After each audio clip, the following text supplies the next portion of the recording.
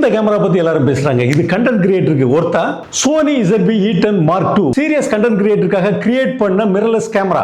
இந்த கேமராவோட ஹைலைட்ஸ் எல்லாம் பார்த்துடலாம். இதுல வந்து இன்பில்ட் மைக் கொடுத்துருக்காங்க.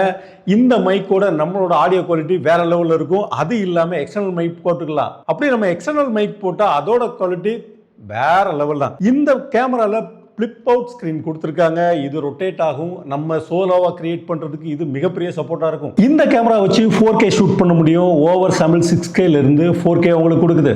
இது ஒரு APS-C sensor, 26 mega pixel sensor. இது 4K video clarity, Sony colour சயின்ஸ்ல ஸ்கின் டோன் எல்லாம் நேச்சுரலா இருக்கும்.